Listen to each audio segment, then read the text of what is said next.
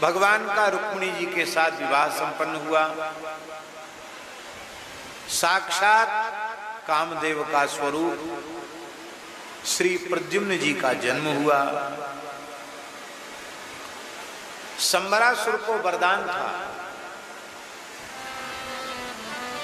कि कृष्ण के प्रथम पुत्र से तुम्हारा वध होगा। तो इसी फिराक में था कि श्री कृष्ण का विवाह हो, उनकी संतान का मैं हरण करूं, और सूतिका गार से ही संबरासुर ने प्रद्युम्न का हरण कर लिया।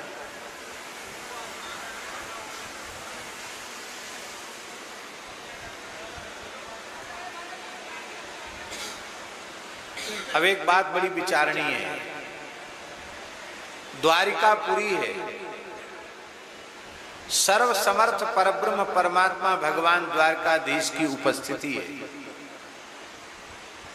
रुक्मिणी भी कोई सामान्य नहीं है, साक्षात भगवती महालक्ष्मी है।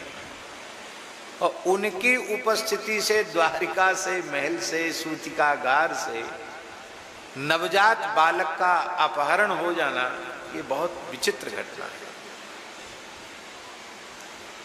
लोग प्रश्न करेंगे कि भगवान की भगवत्ता कहां चली गई, श्री कृष्ण की ईश्वरता कहां गई।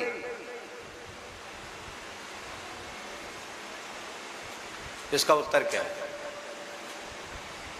इसका उत्तर प्रहलाद चरित्र में है। सत्यम विधातुम निज भृत्य भासितम। भगवान नृसिंह रूप में क्यों पधारे? अपने भक्त प्रहलाद की वाणी को सत्य करने के लिए, और अपने भक्त 12 महाभागवतों में से प्रथम महाभागवत ब्रह्मा जी की वाणी को सत्य करने के लिए भगवान नृसिंह रूप में पधारे। इसका मतलब ब्रह्मा जी भगवान के 12 भक्तों में प्रधान भक्त हैं, और ब्रह्मा जी जो विधान बना देते हैं, अपने भक्त की बात को भगवान रखते हैं। इसलिए ब्रह्मा जी ने जो विधान बनाया था कि संबरासुर का वध श्री कृष्ण के पुत्र के हाथ से हो, और वो तभी होगा जब प्रद्युम्न जी युद्ध करेंगे। तो वो जैसा विधि का विधान था, उस विधान को मेटने में समर्थ होने के बाद भी भगवान ने विधान को मेटा नहीं, विधान का आदर किया। ध्यान में आई बात? कई बार हम लोगों के जीवन में ऐसी बातें आती हैं, अरे भाई भगवान ने ऐसा क्यों नहीं किया, ऐसा कर देते तो क्या हो जाता। नहीं भाई, क्यों? जब भगवान स्वयं विधान, विधि विधान का आदर करते हैं, विधि के विधान का, तो हम किस श्रेणी में हैं? और दूसरा उदाहरण माता जी, श्री कृष्ण की प्राण प्यारी बहन सुभद्रा का पुत्र अभिमन्यु, भगवान कृष्ण की भगवत्ता ऐसी है कि जो त्रिभुवन सक मारी जियाई, तीनों लोगों को मार के फिर से पैदा कर सकते हैं। और किया। यमुना जी के विषैले जल को पीकर सभी गायें मर गई थी, मर चुकी थी, ग्वाल वाल भी मर चुके थे, पर मरी हुई गायों को और ग्वाल वालों को श्री कृष्ण ने केवल अपनी प्रेम भरी दृष्टि से देखा और सब जीवित हो गए।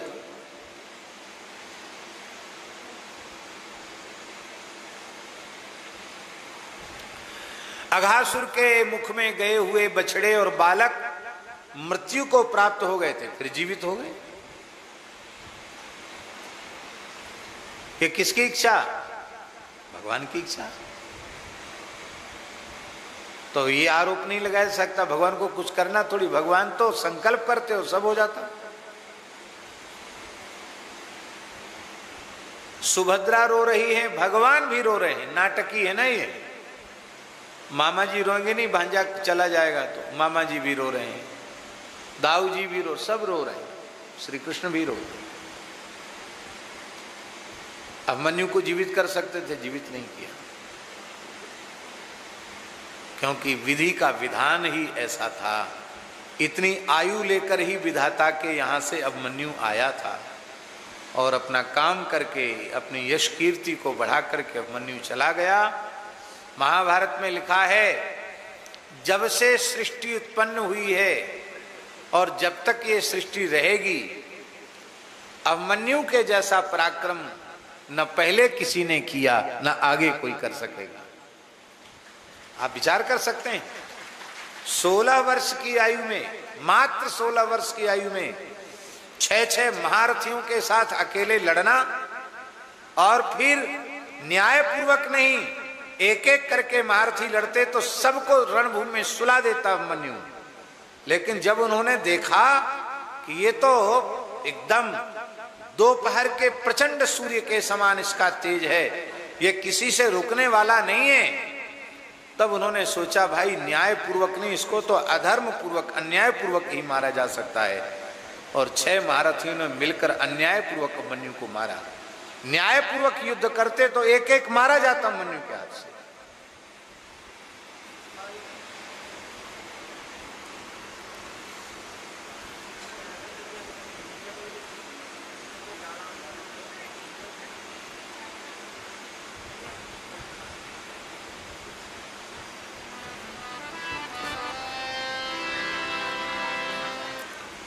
अब थोड़ी देर के लिए भैया, व्यवस्था वाले लोग, भैया थोड़ी देर के लिए जो लोग आ रहे हैं ना उनको वहीं प्रेम पूर्वक बिठा दें, क्योंकि कथा थोड़ी देर की और है।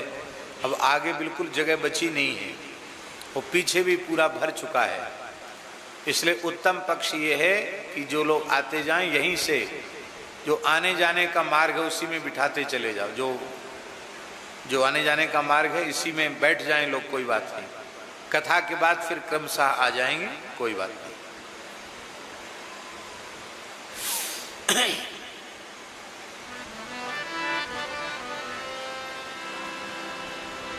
बहुत ध्यान से सुने। जब भगवान अपने अवतार काल में अपने निकट संबंधियों के लिए भी अपनी नहीं चलाते हैं, विधि के विधान का आदर करते हैं, तो यदि हमारे जीवन में कुछ अनुकूल प्रतिकूल घटित हो गया तो हम विधि का विधान मानकर संतोष क्यों न करें? ये समाधान है।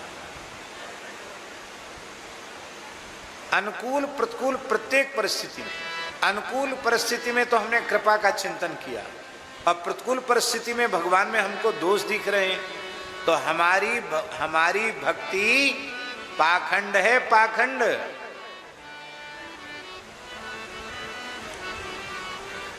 एक राजा था,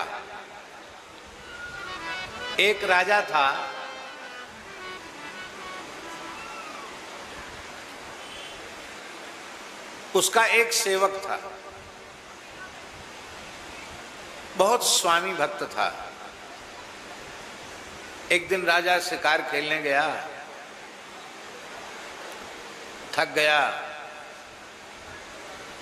एक किसान के खेत पर बैठ गए, सुस्ताने लगे।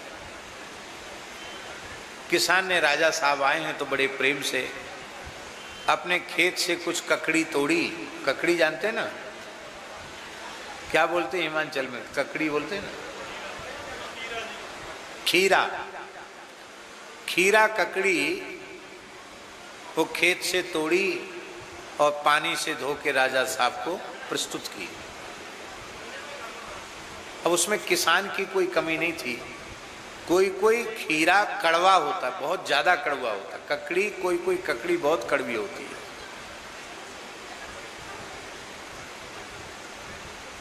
कभी कभी लौकी भी कड़वी निकल जाती है, तरोई भी बहुत कड़वी निकल जाती है, और उसमें कोई बनाने वाले की कमी थोड़ी।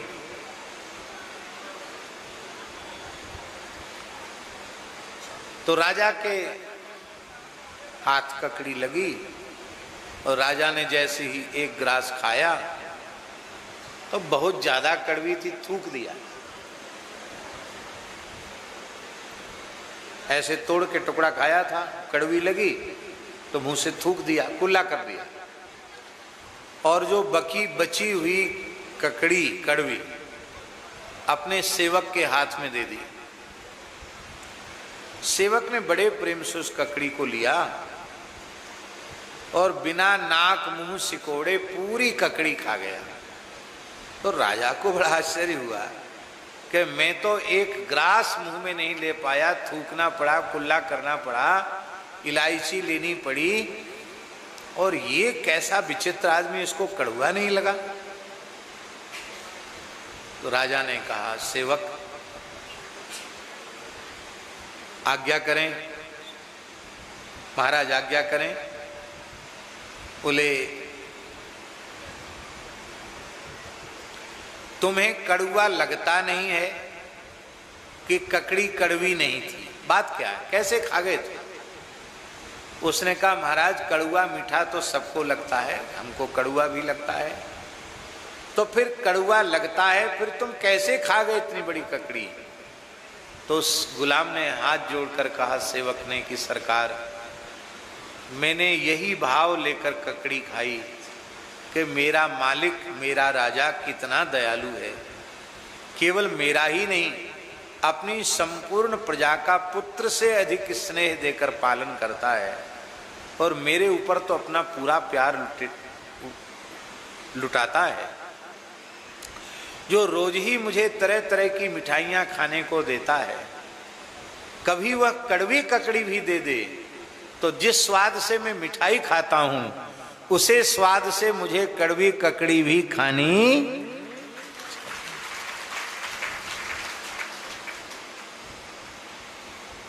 आप कहेंगे ये आपने राजा की कथा बीच में कहां से घुसेड़ दी? ये हम इसलिए कह रहे हैं कि एक सेवक, राजा का सेवक अपने स्वामी के प्रति इतना अधिक कृतज्ञ हो सकता है, तो परमात्मा के प्रति हम सबको कितना कृतज्ञ होना चाहिए। हम फिर निवेदन करें, पंजाब की धरती पर प्रकट सिख परंपरा के महान गुरुओं ने भारतीय सनातन धर्म की रक्षा के लिए, वैदिक धर्म की रक्षा के लिए, हिंदू धर्म की रक्षा के लिए जो उन दुष्ट म्लेच्छों के अत्याचार सहन किए, क्या वे गुरु कमजोर थे? क्या उनमें शक्ति नहीं थी? केवल मन से संकल्प करते भस्म हो जाते महाराज। पर किसी ने अपना शीश दे दिया, किसी ने अपनी चमड़ी उधड़वा दी, लेकिन जिन लोगों ने इतना बुरा व्यवहार किया था उनके प्रति उनके मन से शाप नहीं निकला। कैसे सहन किया महाराज जी? केवल इसीलिए सहन किया कि इस नाशवान शरीर के थोड़े से कष्ट सहने से यदि संपूर्ण देश का धर्म सुरक्षित हो जाता है तो मेरा बलिदान कुछ नहीं है। केवल इसी भाव से किया, और अपनी शक्ति का प्रयोग नहीं किया उन्होंने। शक्ति तो उनमें क्या कहना, मुगल क्या थे उनके सामने? मक्खी मच्छर जैसे भी नहीं थे। लेकिन नहीं, उन्होंने अपनी गुरुता का, अपने सिद्धियों का, अपने तप का प्रयोग नहीं किया, सहन किया। और आज उनके धर्म के लिए संकट सहने का प्रभाव है कि आज हम लोग बैठकर कथा सुन रहे हैं। नहीं तो पूरे भारतवर्ष में कहीं मठ मंदिर का दर्शन नहीं होता, कहीं चोटी तिलक का दर्शन नहीं होता।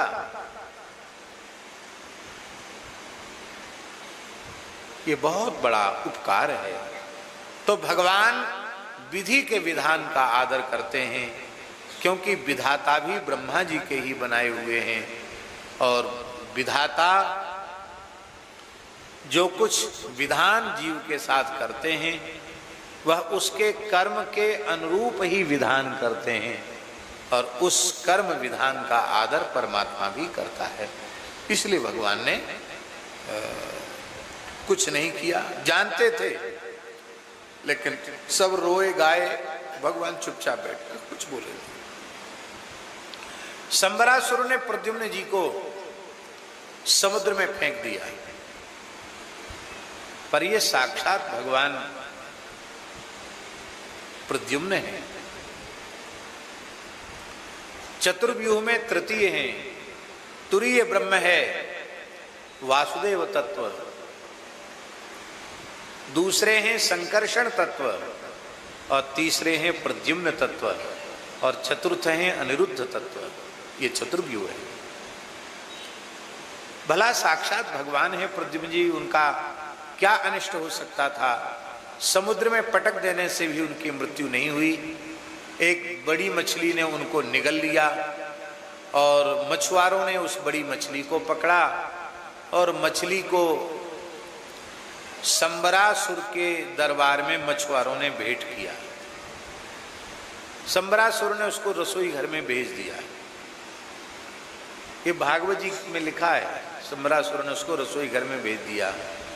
अब इस कथा को सुनकर के कोई कहे कि भगवान के समय में लोग मांस खाते थे, मांस खाने में कोई बुराई नहीं है। देखो दरबार में मछली की भेंट आई और रसोई घर में भेजी गई, इसका मतलब लोग मछली खाते थे।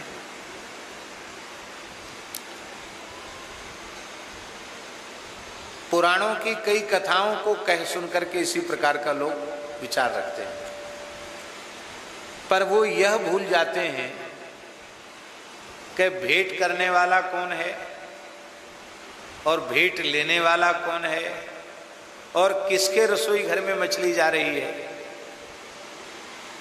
किसके रसोई घर में मछली जा रही है? किसी संत के यहाँ जा रही है कि किसी वैष्णव के यहाँ जा रही है कि किसी सज्जन के यहाँ जा रही है? किसके रसोई घर में जा रही है? राक्षस के रसोई घर में जा रही है। इसका मतलब यदि आप मनुष्य हैं तो आपके खान पान में अशुद्ध वस्तु का प्रवेश नहीं होना चाहिए। खान पान पवित्र होना चाहिए। अभी एक श्लोक हमने पद्म पुराण का बोला था। महाराज जी लिखा है,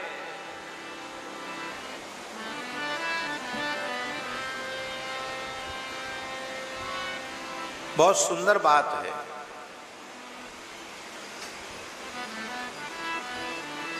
पद्म पुराण उत्तरखंड अध्याय 118वें अध्याय का 21वां श्लोक। राक्षसीं योनिमाप्नोति सकृन्मांसस्य भक्षणात् 60 वर्ष सहस्राणि विष्टायां परिपच्यते। पुराण और उसका खंड और उसकी श्लोक संख्या, अध्याय संख्या इसलिए बताई जिसमें आपको हमारी बात पर भरोसा न हो तो आप ग्रंथ निकाल कर उसे देख सकते। एक बार भी जो मनुष्य मांस खाता है, बहुत ध्यान से सुने, एक बार भी जो मनुष्य मांस खा लेता है उसे नरक जाना पड़ता है, राक्षसी योनि उसको प्राप्त होती है और 60,000 वर्ष तक विष्टा का कीड़ा बनना पड़ता है एक बार मांस खाने से।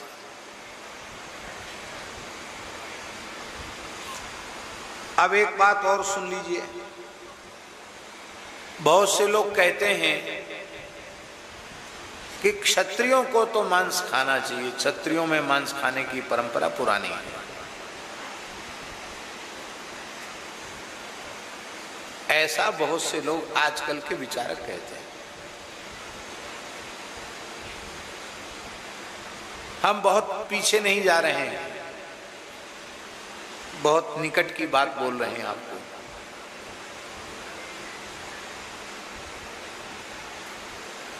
महाराणा प्रताप का नाम आप लोगों ने सुना है कि नहीं, जानते हैं कि नहीं? यदि महाराणा प्रताप जी का नाम नहीं सुना है और नहीं जानते उनके बारे में तो आपको भारतीय कहलाने का अधिकार नहीं।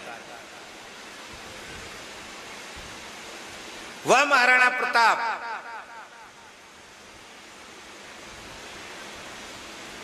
जिसका सपना आने पर मुगल बादशाह के कपड़े बिगड़ जाते थे, कपड़े में मलमूत्र कर देते थे बादशाह सपने में महाराणा प्रताप के आने पर। वो महाराणा प्रताप अंतिम क्षण तक लड़ते रहे पर गुलामी को स्वीकार उन्होंने नहीं किया। हाँ, एक बात हम कहेंगे, उन्होंने गुलामी को स्वीकार नहीं किया, लेकिन उस काल के क्षत्रिय राजा यदि महाराणा प्रताप के नेतृत्व को स्वीकार कर लेते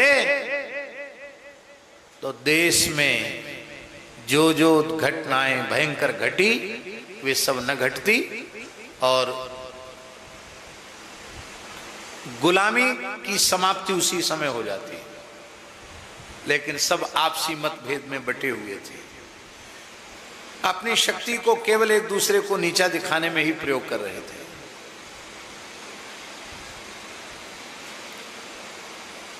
सब छोड़ के महाराणा प्रताप को जंगलों में रहना पड़ा है। कवियों ने कैसी कैसी कविताएं लिखी हैं।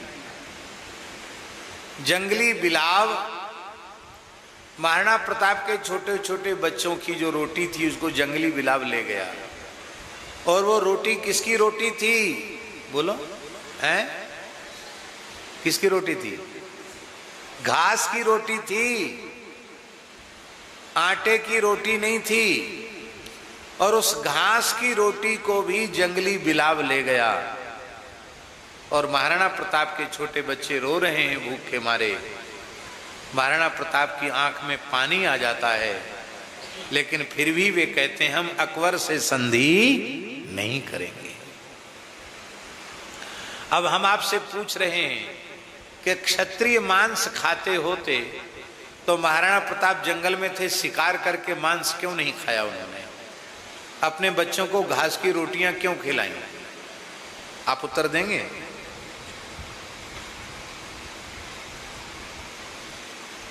महाराज छत्रपति शिवाजी पूर्ण शाकाहारी थे। अपने जीवन में कभी न मद्य का स्पर्श किया, न कभी मांस का स्पर्श किया। और कितने पराक्रमी थे छत्रपति शिवाजी महाराज।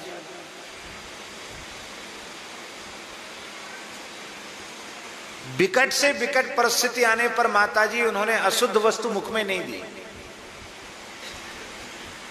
छत्रपति शिवाजी के ही काल में जैसे महाराष्ट्र में स्वतंत्र हिंदवी राज्य की स्वराज्य की स्थापना छत्रपति शिवाजी महाराज ने की, ऐसे ही पूरे मध्य भारत में बुंदेलखंड क्षेत्र में स्वतंत्र बुंदेलखंड में हिंदवी साम्राज्य की, हिंदू साम्राज्य की स्थापना महाराजा छत्रसाल ने की।